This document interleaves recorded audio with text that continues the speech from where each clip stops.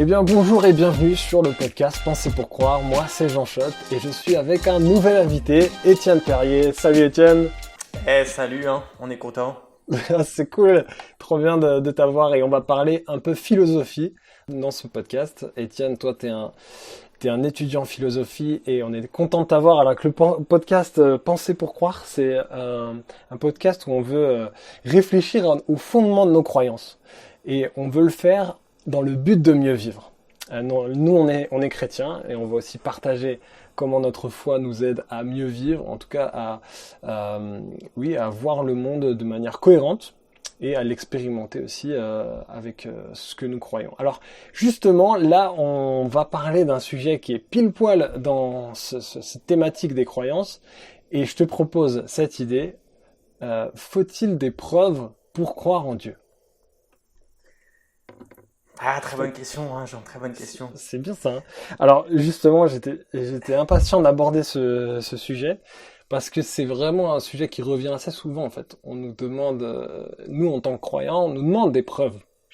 Et pourquoi, ouais, selon toi justement, c'est intéressant de se poser cette question sur le sujet des preuves pour croire en Dieu. Ouais, bah, je te propose une analogie un peu. En fait, c'est vrai que ça nous est tous les deux arrivé que on parle de notre foi à des amis et des amis nous disent, mais en fait, j'ai aucune raison de croire parce que j'ai pas de preuves. Et donc, j'aimerais que tu me donnes des preuves. Et en fait, je pense que ça nous est tous aussi arrivé des fois de discuter avec des gens qui défendent des théories du complot. Moi, en tout cas, j'ai des amis qui défendent des théories de complot. Et en fait, l'effet que ça me fait des fois quand on me demande une preuve de l'existence de Dieu, c'est un peu l'effet que ça me fait quand on me demande de donner une preuve pourquoi le 11 septembre a bien été orchestré par Al-Qaïda et pas par Bush, tu vois, pas par les USA. En fait, souvent, qu'est-ce qui fait que toi et moi, on croit que le 11 septembre a bien été orchestré par Al-Qaïda et pas par Bush? C'est pas parce qu'on a fait une enquête, parce qu'on n'a pas forcément fait une enquête. Tu vois. Ouais. La raison profonde pour laquelle on croit cela, c'est parce qu'on croit au témoignage officiel qui nous dit que le 11 septembre a effectivement été orchestré par Al-Qaïda. On croit les médias qui nous le disent, on croit les experts et ainsi de suite. La personne qui défend une théorie du complot, c'est justement là pour lui, c'est là que le bas blesse, c'est qu'en fait, il y a une rupture de confiance par rapport au témoignage officiel. Ouais. Et en fait, je trouve que c'est assez parlant pour montrer qu'en fait, la plupart de nos croyances, on ne les a pas parce qu'on a cherché des justifications, qu'on a cherché des preuves, bien qu'il puisse en exister. Ouais. La question n'est pas est-ce qu'elle existe ou elle n'existe pas. La question c'est est-ce que je peux avoir une croyance qui est rationnelle, en tout cas qui est raisonnable, sans pour autant avoir forcément des preuves pour ça. Bah, par exemple, toi et moi, on croit que le 11 septembre ça a été orchestré par Al-Qaïda sans pour autant avoir des preuves. Ouais. Et ouais, c'est clair, c'est intéressant. Et c'est un sujet on revient souvent à cette idée de preuve, mais ouais, la question qu'on peut se poser, c'est est-ce que nous vivons totalement sur des connaissances que l'on a prouvées nous-mêmes? C'est ça. Et si on vivait comme ça, on serait quand même assez flippé de la vie, ou alors même, je sais pas si on oserait sortir de chez nous, si on oserait prendre notre voiture. Parce que on fait confiance énormément en fait. On vit beaucoup C'est par la clair. confiance. Ouais. Quand tu vas acheter ta baguette de pain, tu fais confiance à tout boulanger qu'il ne va pas t'empoisonner. Et tu te poses Mm. pas la question systématiquement, tu vas pas chercher des preuves, tu vas pas faire une enquête pour savoir si vraiment le boulanger va pas. Bon, déjà, parce que tu as, peu de chances de croire qu'il va t'empoisonner, mais tu peux aussi te fier à des garanties. Tu vois, quand tu achètes un produit bio, tu sais qu'il est bio parce qu'il y a un petit logo qui est associé à un label et tu sais que tu fais confiance au label pour vérifier que, que le produit respecte bien les normes environnementales. Et ainsi de suite, tu fais confiance au label parce que le label, sans doute, lui-même, il est contrôlé par une institution, Mm. et ainsi de suite. Et en fait, dans la société en général, il y a tout un réseau institutionnel et un réseau de confiance qui fait que on peut vivre tranquillement en société, faire confiance à ses voisins sans toujours être en train d'enquêter. Et en fait, ça vaut aussi bien pour la vie quotidienne que aussi pour le monde académique, pour la vie scientifique.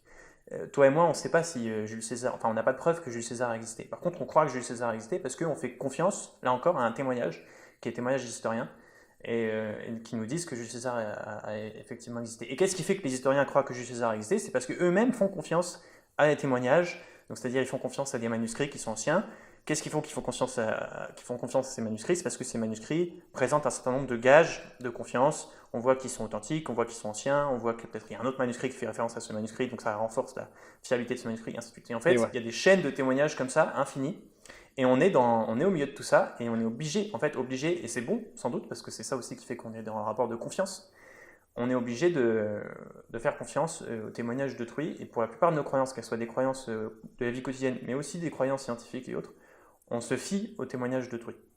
Et ouais, c'est ça. Et il faut suffisamment de témoignages. Des fois, c'est un peu une question de quantité plutôt que d'une preuve tangible. On va se dire, enfin, j'avais déjà lu cette idée que s'il y a plus de 10 personnes qui donnent ce témoignage de manière cohérente, alors on arrive à une forte probabilité que c'est C'est vrai, ouais. ça. Ouais, c'est ça. Et je pense que ce qui est Vas-y. intéressant de comprendre aussi, c'est que nous, on a tendance à considérer qu'une croyance qui est rationnelle, c'est une croyance, si tu veux, on isole les croyances les unes avec les autres. Et on se demande si cette croyance-là, elle est rationnelle en elle-même. Par exemple, tu vois, toi et moi, on croit des trucs. En fait, en tant que chrétien, on croit des trucs quand on se pose 2 secondes, qui sont quand même un peu hallucinants. On croit qu'il y a l'enfer qui existe, on croit que les anges qui existent, tout ça. Pourtant, on n'a pas vu l'enfer, on n'a pas vraiment de raison rationnelle de croire en ça. Mais qu'est-ce qui fait au fond qu'on se sent légitime de croire en ça? C'est parce qu'on croit, là encore, on a un témoignage. On croit par exemple à la parole de Jésus qui nous dit l'enfer, les gars, ça existe, c'est sérieux, donc faites pas n'importe quoi. Et qu'est-ce qui fait qu'on croit juste? Parce on croit aussi aux rédacteurs des évangiles qui nous rendent compte des paroles de Jésus, ainsi de suite. Donc en fait, une croyance isolée peut paraître irrationnelle en elle-même, mais quand tu la réinsères dans le réseau de témoignages, si tu veux, elle est beaucoup moins irrationnelle. Si là je te dis, j'ai Barack Obama qui vient de jouer à la pétanque avec mon colocataire juste à côté, la croyance en elle-même, là, elle te paraît hallucinante. Ouais. Mais si je te l'insère dans tout le réseau de témoignages que je pourrais te donner, par exemple, je te donne le témoignage d'une photo, je te donne le témoignage d'un article de journal qui montre qu'en ce moment Barack Obama est à Lyon, et ainsi de suite, et ben, tout d'un coup, la croyance va devenir beaucoup moins irrationnelle. Donc voilà, Ouais. en fait, c'est essayer de comprendre que la rationalité d'une croyance, enfin, essayer de déplacer, si tu veux, le niveau de la rationalité. Ce qui fait que je suis rationnel de croire en cette chose, c'est beaucoup moins la rationalité intrinsèque de la croyance que les bonnes raisons que j'ai de croire en quelqu'un. Ouais, c'est ça. Et c'est là qu'il y a une question de nouveau qui se pose, c'est que je peux avoir des éléments matériels, si tu veux, qui me permettent de croire en telle ou telle croyance. Par exemple, je te montre une photo qui montre que Barack Obama était juste à côté, tu vois. Mais ultimement, en fait, ce qui va garantir la fiabilité de mon témoignage, c'est la confiance que toi tu accordes en moi, c'est-à-dire au témoin. Et ouais. Et c'est là que la question shift à nouveau, tu vois. La question, c'est plus tellement de savoir la rationalité, enfin, à quel point le témoignage est fiable, mais à quel point le témoin qui me rend compte du témoignage est fiable.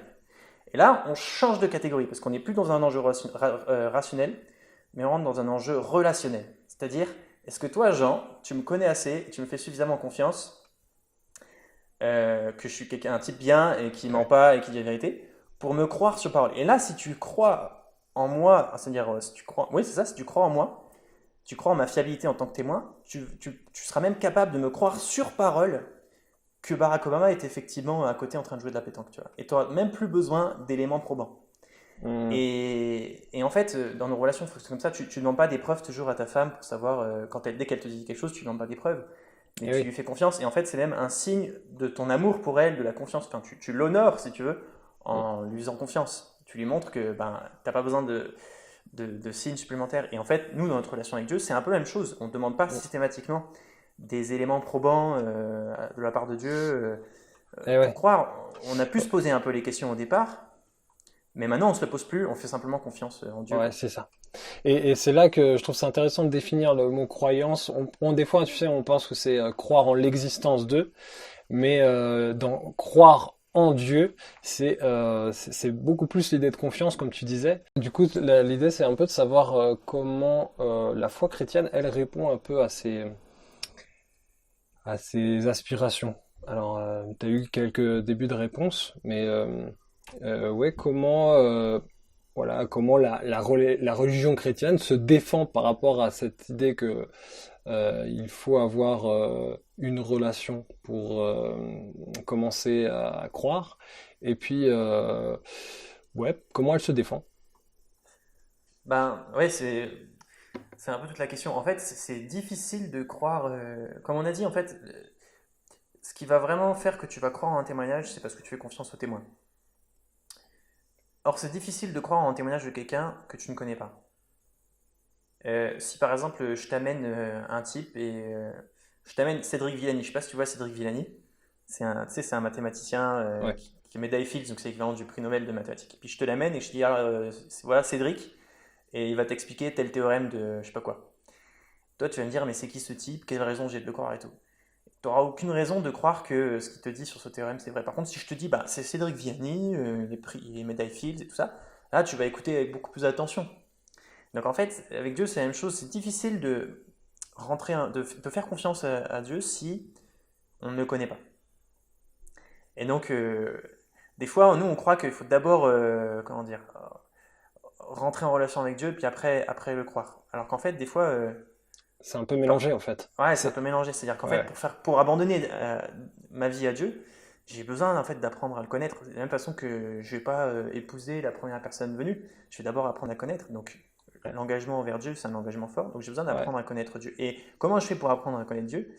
Ben, je peux le connaître indirectement, donc par le témoignage d'autrui. Donc, par exemple, toi, tu connais pas mon frère, tu l'as jamais vu, mais je pourrais dire, ben, mon frère, voilà, il a tel nom, et il habite à tel endroit, il a tel métier, tout ça. Donc voilà, en gros, c'est si les gens veulent connaître Dieu, ben, ils vont te demander à toi, ils vont demander à moi, ils vont plus que tout lire les Écritures. Et on peut aussi apprendre à connaître Dieu directement. Et du coup, ben, ça veut dire s'adresser à lui, en fait, tout simplement. Mhm. Mais ça, Ouais, pour le coup, c'est vrai que ça demande un pas de foi, parce que on peut se sentir un peu stupide quand on n'a jamais fait pour la première fois où on parle à Dieu. Donc ça et demande ouais, un petit c'est clair. sacrifice. C'est clair. Mais en tout cas, c'est intéressant de mettre en lumière cette idée que la confiance, on l'aura jamais de toute façon d'un coup. Euh, mais elle progresse et on peut le constater par nos relations. On va gagner la confiance des gens en côtoyant ces personnes, Hmm. oui, en prenant un petit peu avec plusieurs personnes. Et alors du coup, moi je pense forcément à comment Dieu se révèle au travers de la Bible. C'est assez intéressant qu'il ait justement utilisé plein de témoins. Euh, il n'y a pas qu'une seule personne qui a écrit la Bible, c'est plus de 60 auteurs, 40 auteurs, mais sur 60 livres. Et c'est assez intéressant. Souvent, c'est un peu déroutant parce qu'on se dit, tiens, on aimerait bien que ce soit Dieu direct qui parle. Mais en fait, il utilise justement ce principe de témoin pour montrer aussi que quelque part, il fait confiance à, à, à l'être humain, quoi. Tu vois, il n'y a pas juste cette idée que Dieu se révèle tout seul, mais il va se révéler dans les relations. Donc nous avec lui, enfin, la relation homme à Dieu, mais aussi l'homme avec lui-même, quoi. Le croyant avec d'autres croyants. Ça, je trouve ça assez fort. C'est comme Ouais. s'il présente cette révélation au travers des relations. C'est Il clair. présente sa personne au travers des relations. Ouais. C'est-à-dire que je ne peux pas connaître Dieu tout seul avec ma Bible. J'ai besoin de parler avec d'autres qui vont lire la Bible peut-être avec d'autres regards que moi. On a besoin des autres croyants pour connaître Dieu. Si moi, c'est vrai que j'aime ces discussions-là où tu vois, je vais venir vers toi, Jean, je dis mais dis-moi ce que toi tu as vraiment compris de Dieu, du fait de ton expérience Et, personnelle singulière, que moi j'ai besoin de comprendre et que je ne pourrais pas et, comprendre autrement qu'en t'écoutant attentivement. et Et ouais. ça c'est génial. Ah ouais. Et on en vient, enfin, on en vient nécessairement à voir la spiritualité comme une spiritualité communautaire. Enfin, là, je Mm, trouve que dans le christianisme, il y a ça qui est très fort. C'est-à-dire que mm, Dieu n'appelle pas juste des individus, il appelle un peuple. Ça, c'est très présent dans la Bible. Et on est, on comprend que c'est intéressant de le faire parce que justement, Dieu enfin, la foi se fonde sur des témoignages, sur une diversité de personnes, et ma foi est liée à la communauté de croyance. Ça, c'est, je trouve vraiment intéressant. mm, On aspire à ça finalement. Au fond, mm. euh, la, la, la, la foi communautaire, tu sais, j'ai toujours cette image de quand la France a gagné la Coupe du Monde de foot. Tout le monde disait c'est incroyable, il y a une communion qui est là et tout. Et les gens se rendaient compte qu'il y a beaucoup plus d'intérêt à vivre quelque chose en groupe que juste solitaire, quoi. Tu vois, il y a quelque chose qui nous dépasse. C'est transcendant, c'est trop puissant de vivre une victoire communautaire que tout seul. Et ça évoque quelque chose en nous, je trouve, que la spiritualité aussi, elle a tout à gagner de vivre en communauté. On le voit aussi avec cette réflexion sur la confiance. Ouais. Ouais, la question du témoignage revient en fait constamment dans la Bible. Et, euh, et peut-être que moi, ça m'a éclairé en fait d'avoir cette réflexion sur philosophique, plus philosophique sur la question du témoignage pour comprendre l'évangile de Jean. Parce que dans l'évangile de Jean, ça revient constamment cette idée du témoignage. Jésus-Christ dit, je ne parle pas de ma propre autorité, mais je parle avec l'autorité qui vient du Père. Le Père témoigne que mes paroles sont vérité, et notamment il en témoigne en faisant des miracles. Et les miracles témoignent, alors là c'est un témoignage des faits, mais témoignent encore là aussi de ce que je suis Dieu. Et il y a comme et de même le Fils rend témoignage au Père. Donc il y a comme un témoignage interne à la Trinité. Chaque personne à la Trinité rend témoignage à l'autre. Et là encore, on comprend vraiment l'importance cruciale qu'il y a à ce qu'il y ait un témoignage. Parce que le témoignage, qu'est-ce que ça fait le témoignage? C'est que le témoignage me force à rentrer dans une relation de confiance. Et nous, on est des cerveaux qui aimeraient bien des fois croire toujours de façon seulement rationnelle. Et je pense que Dieu ne veut pas ça. Et du coup, il peut même des fois il ne veut pas forcer notre adhésion. Donc il peut même des fois retenir les preuves quelque part, retenir les signes, parce qu'il veut nous forcer à faire un pas de foi. Et ouais. Parce que Dieu est un amant en fait. Dieu est un amoureux et comme tout amoureux, il veut qu'on lui fasse confiance, qu'on lui C'est dise je ça. t'aime et ainsi de suite. Et moi, je trouve ça vraiment impressionnant. J'ai vu, tu vois, en accompagnant des gens, puis même dans ma foi chrétienne, j'ai vu des fois des miracles se faire et des personnes ayant vu le miracle n'ont pas forcément cru en Dieu, tu vois, n'ont pas forcément mis leur confiance en Dieu. Et c'est vraiment, c'est vraiment étonnant et je trouve très cohérent dans l'idée où si Dieu veut une relation d'amour, il veut pas la créer que avec des chiffres et tu vois un calcul scientifique en fait. Il met souvent en phase la relation et du coup il met aussi en phase notre recherche intérieure en avant. Il nous fait patienter pour éprouver notre cœur plus que notre tête. Ça, je trouve ça vraiment C'est ça. très très fort. Ouais, Il nous prend avec une corde et il nous attire. c'est ça. Et des fois, on cherche des preuves, mais le vocabulaire de la preuve, il est pas dans la Bible. Mais par contre, il y a le vocabulaire du signe. Et ouais. Et ça, c'est intéressant parce que le signe, il a besoin d'une interprétation. Donc c'est ce que tu dis, il peut y avoir un miracle et la personne ne croit pas au miracle. Ou alors, parce qu'en fait, il y a toujours une façon d'interpréter le miracle comme n'étant pas un miracle. Tu vas dire, ouais, non, mais là, ça paraît un miracle, c'est vrai, mais en fait, il y a peut-être une raison exogène qui explique que ça s'est passé Ouais. comme ça et en fait, c'est Non, pas un et puis miracle. Tu il vois. peut même y avoir un miracle et puis se dire finalement j'ai pas envie de, je crois que Dieu existe mais je veux pas lui faire confiance, tu vois. En Euh, plus, alors là, ouais, tu là, vois, oui, oui, c'est ça, c'est c'est aussi clair. ça. J'ai l'impression que des fois la vérité elle se révèle mais ça ne fait pas de nous des croyants dans cette vérité. On va pas la suivre forcément. On va se dire j'ai besoin d'autre chose quoi. C'est clair. Mm. C'est un enjeu de cœur à la fois. C'est un enjeu de cœur. C'est aussi un enjeu rationnel. Il ne s'agit pas de nier que c'est un enjeu rationnel, mais Voilà. Ouais, très vite, je pense que l'enjeu rationnel shift et devient un enjeu relationnel. ouais. Moi je dis souvent qu'il y a comme un peu comme si de Jésus il réconcilie à la fois notre tête et notre cœur parce que il nous donne quand même des preuves. Enfin, disons, rien que le fait qu'il s'incarne et qu'il nous écrive avec des arguments, il y a quand même pas mal de Mhm. théologies qui sont intelligibles. On commence à comprendre le rôle de Dieu dans l'univers. Enfin, il y a pas, c'est pas qu'une expérience mystique, Non. ce que je veux dire dans le christianisme. Il y a quand même pas mal d'arguments, pas mal de réflexions à mener qui sont très concrètes. Mais en même temps, voilà, il fait comme un peu, il assemble les deux, quoi. C'est ça. Le tête et le cœur. Ouais. Il crée un pont entre le tête et le cœur. Souvent, c'est ce que je remarque. Ouais. Et puis, je trouve qu'il y a un truc mystérieux aussi. Ça, c'est une expression un peu, peut-être un peu qui peut paraître un peu abstraite, mais c'est l'expression du témoignage intérieur du Saint-Esprit Ah oui. qu'on retrouve dans la Bible. Et ça, je trouve que pour moi, je trouve que c'est un des trucs les plus fascinants de la vie chrétienne. Vraiment, c'est ce qui me fascine dans ma propre vie et dans la vie des autres. Ouais, C'est que ça, quand c'est quelque chose qu'on peut que expérimenter. Hein. C'est assez dur de c'est ça. Le l'expliquer, mais problème, c'est qu'on peut vraiment que l'expérimenter. Mais il y a cette expérience que quand on prend le risque et qu'on fait un pas de foi, nous, on croit que quand on confie notre vie à Dieu, le Saint-Esprit vient habiter en nous. Donc Dieu vient habiter en nous par la personne du Saint-Esprit. Et ce Saint-Esprit en nous, et c'est indicible, c'est une intuition vraiment intime, tout ça, vient comme confirmer la parole, enfin notre croyance, la parole en Ouais. laquelle on a cru.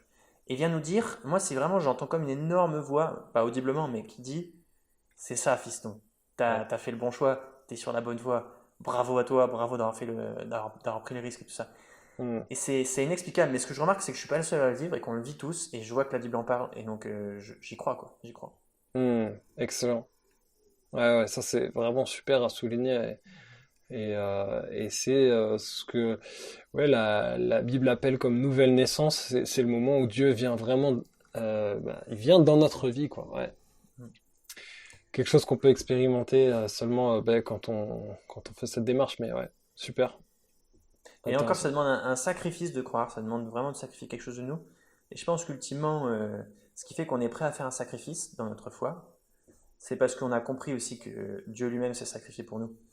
Et donc en fait, je vais être d'autant plus prêt à croire en Dieu, que j'aurais d'abord compris au préalable combien Dieu m'aime, combien Dieu lui-même s'est sacrifié pour moi, à payer un prix qui lui a coûté cher pour qu'on rentre en relation. Hmm. Excellent. Et puis juste pour rebondir sur ce que tu disais aussi, on a besoin d'apprendre à connaître quelqu'un avant de lui faire confiance. Je pense que parfois nous les chrétiens, on est un peu agressifs quand on parle de la foi aux gens, Hmm. parce on s'attend que après avoir discuté pendant 1 heure, 2 heures, la personne forcément comme ça, elle va changer d'avis du tout au tout. Mais on est fou en fait, on est fou. C'est clair. À moins qu'il y ait eu un truc spécial qui se passe, alors ça c'est possible. Et d'ailleurs on voit dans les évangiles, dans les actes des apôtres, que il y a des gens qui peuvent changer de vie en l'espace de 2 heures, mais parce Ouais. qu'il y a eu la puissance de Dieu qui a été manifestée, il y a des miracles et tout ça. Eh ouais. Mais donc ça peut arriver, la présence de Dieu qui vient, tout ça, et du coup bah, forcément ça te bouleverse. Mais sinon, la plupart du temps, il faut accepter que toi, moi, ça s'est passé comme ça, et ça se passe comme ça pour tout le monde. On Ouais. a besoin de temps pour apprendre à connaître Dieu, et c'est normal. Maintenant aussi, deuxième truc, c'est que il faut comprendre aussi ça, je pense que c'est vraiment important. C'est qu'il n'y a pas il y a pas de foi sans prise de risque. C'est pas possible. Et ça, dans toutes tes relations, c'est comme ça. C'est-à-dire, tu peux jamais être sûr que l'ami à celui à qui tu confies un secret, à qui tu te confies, va pas te Ouais. trahir. Il y a À fond. toujours une prise de risque, c'est pareil dans. Là, ouais, moi je dirais rien que l'amour, c'est une prise de risque. Enfin, C'est ça. tu maîtrises pas. À partir du moment où tu mets ta confiance dans quelqu'un, tu maîtrises plus, tu prends le risque que la personne se trompe. Et ouais, non, c'est clair, hein. C'est. Mais par contre, plus tu connais la personne, plus tu sais elle est digne de confiance, plus tu seras disposé à prendre des risques, mais même des risques énormes, c'est-à-dire des risques vraiment fous. Mm. Et des fois, c'est peut-être aussi quelque chose qui, nous, on peut se faire passer des fois pour des fanatiques, mais c'est parce que les gens ne voient pas que on croit pas juste en un message, on croit en une personne et que on l'aime tellement, on sait tellement qu'elle nous aime que du coup, on est prêt à prendre des risques Ouais, forts en fait. Et voilà, c'est mystérieux. Puis, il n'y a pas juste une prise de risque en fait, mais il y a aussi. Ce que je pense, des- par exemple, les gens qui ont déjà qui ont déjà accordé leur confiance à quelqu'un, qui ont subi une trahison, ça existe, on l'a tous vécu à des degrés différents. Et je pense qu'il n'y a pas forcément il n'y a pas beaucoup de douleurs plus sévères et ah ouais, dramatiques que le sentiment de trahison. C'est c'est vraiment clair. un truc. Parce que quand on fait confiance à quelqu'un, on donne quelque chose de son intimité la plus profonde. Et du coup, quand on est trahi, c'est très douloureux. Mais par contre, du coup, après, ça rend plus compliqué de redonner notre confiance à quelqu'un. Et ouais, Et c'est ça, je ça. pense, on est tous dans cette situation-là. Et c'est là que faire confiance à quelqu'un, ça demande une prise de risque. Et ça demande aussi une forme de sacrifice. C'est-à-dire que, et ça, je pense qu'on ne le dit pas aussi assez dans le monde chrétien, c'est-à-dire croire en Dieu, ça peut être douloureux en fait. Ça peut faire Mm. mal. Parce qu'on a l'impression que vraiment la trappe sous laquelle on est s'enlève et on a l'impression de perdre tous nos repères. Et ça vaut pour quelqu'un qui se pose la question est-ce que Dieu existe ou pas, mais ça pose sur toi et moi au quotidien, parce qu'on est au quotidien face à des enjeux des fois lourds.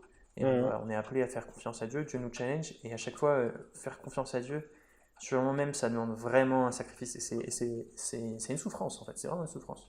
Ouais, c'est clair, c'est clair. Alors voilà, ça au moins c'est un tableau réaliste de ce que c'est la foi. Et je crois que toi et moi on peut témoigner aussi que notre foi n'a pas toujours été au top. Non. Et je trouve ça bien de le souligner. Ça montre que aussi c'est pas voilà ça nous rend humbles devant cette démarche. Mais on a l'habitude de terminer le podcast avec un petit défi.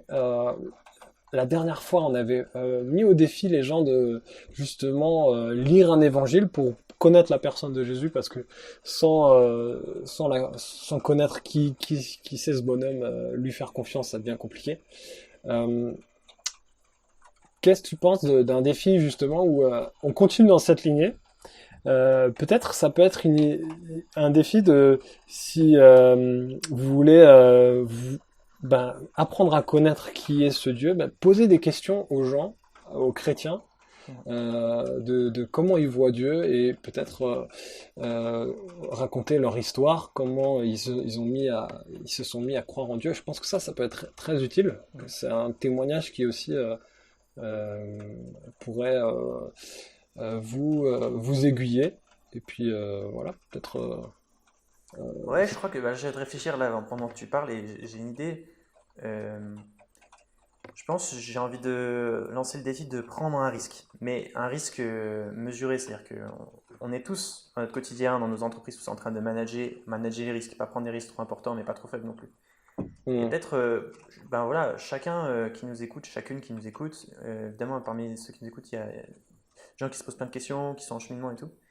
Juste réfléchir quel genre de risque je suis prêt à prendre, qui soit suffisamment risqué quand même pour que ça me coûte quelque chose, et suffisamment abordable Raisonnable. que je le fasse vraiment, tu vois. Et ça peut être un truc tout simple, ça peut être adresser pour la première fois une prière à Dieu, pour la première fois m'adresser à lui. Ok, je vais me sentir un peu stupide, ça va me coûter, parce que j'ai jamais fait ça de ma vie, parce que pour moi, depuis que je suis jeune, pour moi c'est la définition même de la folie ou de la stupidité.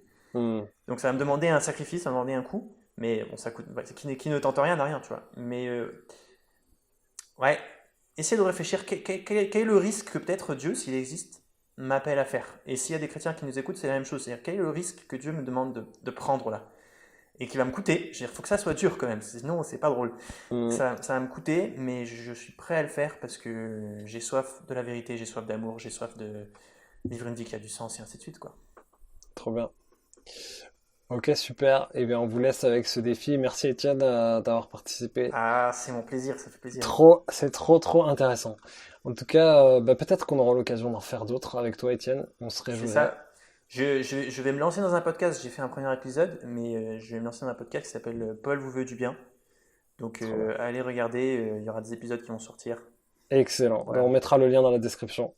Eh bien, je vous dis à bientôt pour un prochain épisode. À plus. Ciao, ciao. Ciao, ciao. Voilà, c'était le podcast Penser pour croire. Vous pouvez nous retrouver sur le site partenaire de l'Église comme à la maison, églisecomealamaison.com, ou encore sur YouTube et toutes les plateformes de podcast en tapant Église comme à la maison. À bientôt.